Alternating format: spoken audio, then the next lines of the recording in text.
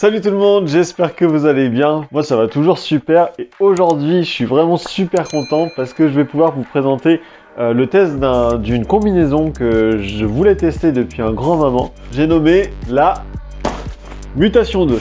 Alors oui, comme ça paye pas de mine, mais vous allez voir que c'est une sacrée combinaison. Hop, la Mutation 2.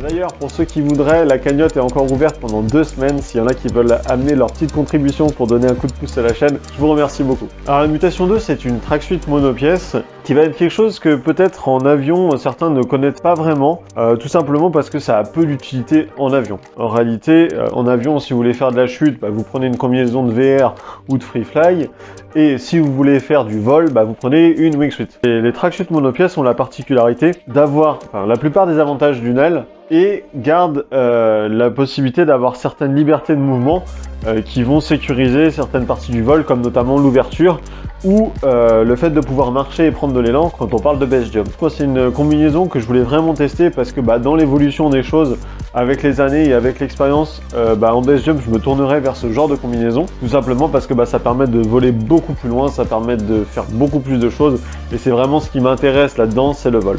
Bon, après c'est pas quelque chose que je vais faire dans l'immédiat parce que je pense que j'ai encore pas mal de choses à découvrir sur ma combinaison de 2 pièces. J'ai encore pas mal de choses à exploiter, il faut que je travaille pas mal de trucs et j'ai vraiment envie d'être au point là-dessus avant de me lancer réellement sur des grosses combinaisons comme ça. Donc la tracksuit monopièce, elle a cette particularité d'avoir du coup sur les côtés 2 gros boudins qui vont venir se gonfler. Au niveau des jambes, c'est une aile quasiment complète, elle est juste un petit peu fendue au milieu, mais c'est quasiment une aile de wingsuit.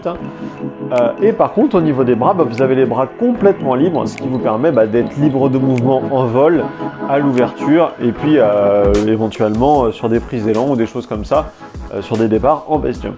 J'ai eu l'opportunité de la tester il n'y a pas longtemps parce qu'on me l'a prêté pour une certaine période, et vous allez voir que le retour est vraiment incroyable. Donc du coup, le week-end dernier, j'ai pu faire 5 sauts avec la combinaison. J'étais super content et c'est ce dont je voulais vous parler aujourd'hui. Alors bon, en réalité, comme j'ai sauté seul, qu'il n'y avait pas de nuages et que les vols sont assez longs, je vais pas vous balancer les vols comme ça parce que du coup, moi à voler c'était génial, mais à regarder sur YouTube ça va juste être à se tirer une balle. Donc je vais juste vous partager un peu les passages intéressants, vous débriefer les trucs intéressants qui se sont passés pendant cet essai. Alors déjà on va commencer par la sortie. Ah oui, c'est une combinaison que j'ai jamais volée, c'est la première fois que je sautais dans l'avion avec ce genre de combinaison. C'est d'ailleurs pour ça que j'avais attendu d'avoir mon niveau 2 de wingsuit que j'ai passé à Gap il n'y a pas longtemps. Je vous remets la vidéo dans un coin pour voler ce genre de combinaison parce que mine de rien, au niveau du comportement, je m'attendais quand même à quelque chose qui ressemble plus à une aile qu'à une autre combinaison. Et lors de la sortie, j'avais un dilemme. C'était en gros, je savais pas du tout comment sortir avec ce genre de combinaison. Parce qu'on a beaucoup de bâches, on a des boudins, on a une aile de jambe, mais on n'a pas d'aile de bras. Donc, est-ce que je sors comme une wingsuit avec les bras plus sur le côté, et je prends mon vol comme ça? Ou est-ce que je sors plus comme ce que je faisais avec ma tracksuit 2 pièces, c'est-à-dire plutôt les bras devant, et puis après je prends mon vol, et puis je pars en track. Donc, je savais pas trop. Et du coup, ça a donné cette sortie-là. Je vous la montre, je vous explique juste après.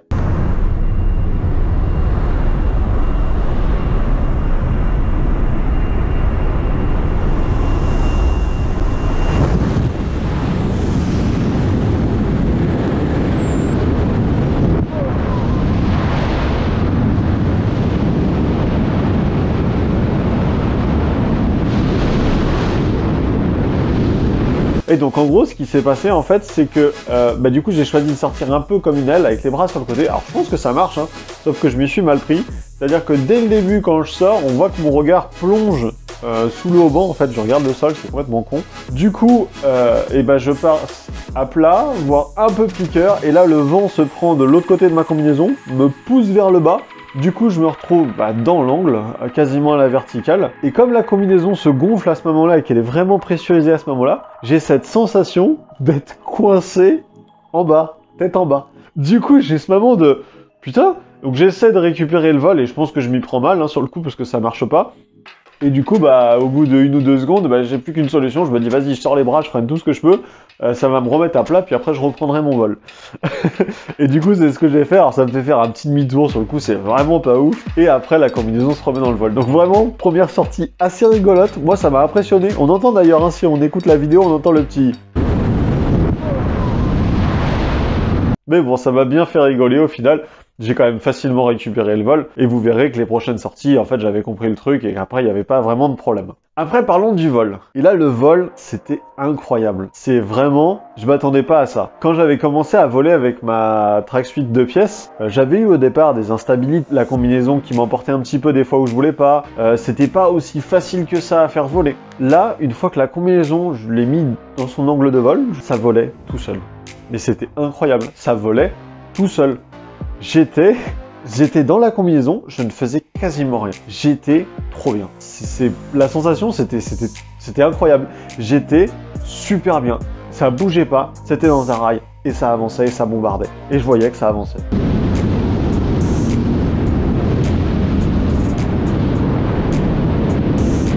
J'étais vraiment bluffé. Et donc après, j'ai essayé un petit peu de tourner, et là, pareil. Bluffant. Tu mets un peu d'épaule à gauche, ça va à gauche, tu mets un peu d'épaule à droite, ça va à droite, tu lèves la tête, ça freine, tu baisses un peu la tête, ça accélère. Super facile. À aucun moment pendant le vol, la combinaison, elle m'a emmené à un endroit où je voulais pas.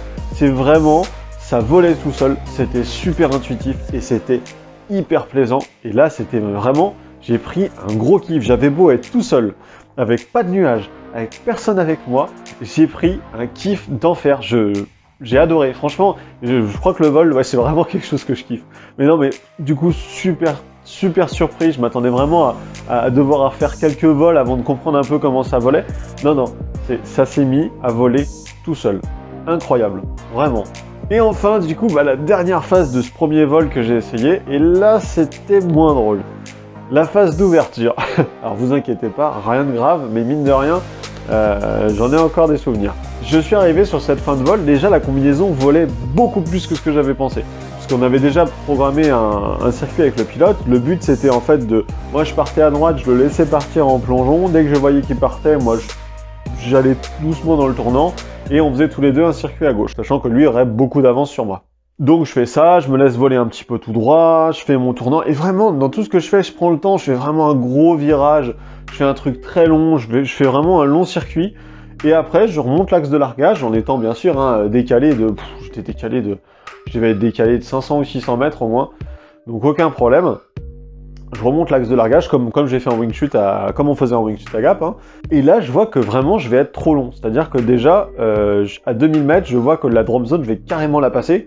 Et ce jour-là, il y avait pas mal de vent et il fallait pas que je la dépasse trop parce que sinon j'aurais du mal à revenir sous voile. Donc vraiment, il fallait pas que j'aille trop loin. Donc je voyais que mon circuit allait être trop long. Donc sur la fin, en fait, comme j'ai vu que j'allais vraiment être trop long, j'ai commencé à revenir vers la drop zone. C'est ce qu'on voit là, je reviens légèrement vers la drop zone. Alors rassurez-vous, hein, quand vous volez avec ce genre de combinaison, à la moitié de votre vol, quand vous êtes à peine à la moitié de votre vol, tout le monde est déjà ouvert. Je savais le nombre de voiles, j'avais compté le nombre de voiles, je voyais tout le monde. Donc je savais parfaitement où les gens étaient, donc il n'y avait pas de risque à ce niveau-là. Donc je reviens doucement vers la drop zone, et puis là je me dis, bah c'est pas grave, écoute, je vais ouvrir plus haut. Là j'approchais les 1500 mètres, je me suis dit, dès que mon altisson il sonne 1500, je fais mon flair, je prends mon temps, et j'ouvre. L'altisson il sonne, je prends mon temps, je reflaire, je fais lever ma combinaison, je ressens que ça ralentit. J'ai ralenti légèrement, j'ai sorti un peu les bras, j'ai tiré, et je me suis fait démolir. Littéralement. Regardez.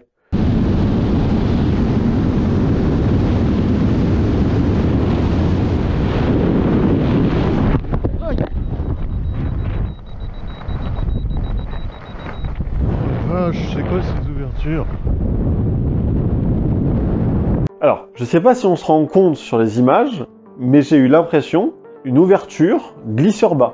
Vraiment, j'ai déjà fait en base jump, c'est vraiment l'impression que ça m'a donné. J'ai eu l'impression de faire un glisseur bas, mais un glisseur bas où j'ai ouvert quand même à une certaine vitesse. Donc ça fait mal, j'ai la tête qui est partie en avant, ça m'a filé un gros coup, j'ai les jambes qui sont parties devant. Ça m'a fait mal au cou, du coup. Ça m'avait un petit peu fâché. Et du coup, je me dis, bah c'est quoi? C'est le pliage?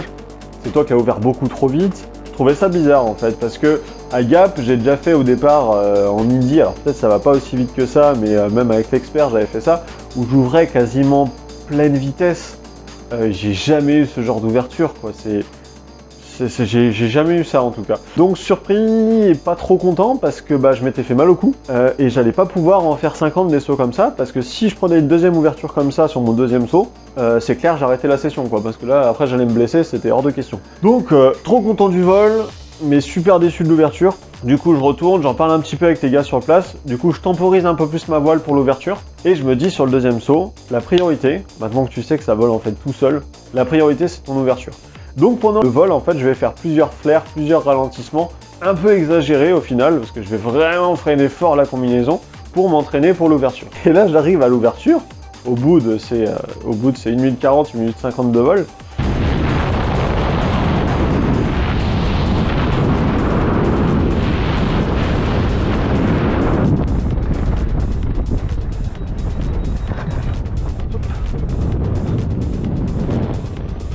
Et là, je freine un peu trop à mon avis. Parce que la combinaison, je sens qu'elle vole, je sens qu'elle flaire, et je sens qu'après, elle recommence un peu à tomber. Et je tire à ce moment-là. je tire, je jette mon extracteur, et j'attends 1 seconde, 2 secondes, et il n'y a rien qui prend. Et là, je me dis, bon, bah, il est dans la dépression, c'est sûr. Je me retourne derrière, et en fait, il était bien sorti, mais il était, à mon avis, dans mes turbulences, et du coup, il n'arrivait pas bien à tirer. Je lui donne un petit peu d'air, ça s'ouvre, pas bien grave. Je préfère limite que c'est un petit retard plutôt qu'une ouverture violente. Et du coup, bah, au fur et à mesure de la séance, j'ai un peu réglé la vitesse d'ouverture. Donc voilà, que d'aventure.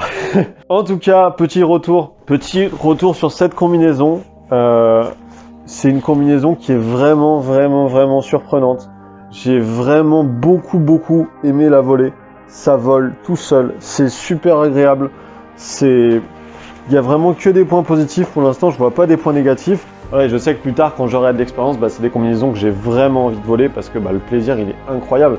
Et ça en montagne, ça doit être fou en fait. Mais bon, ça j'attendrai encore une bonne année, je pense, avant de me mettre là-dedans. Mais bon, un jour ou l'autre, celle-là, elle me fait vraiment très envie. Donc voilà, bah, pour ceux qui voudraient un jour tester ce genre de combinaison, n'hésitez pas, c'est assez rigolo.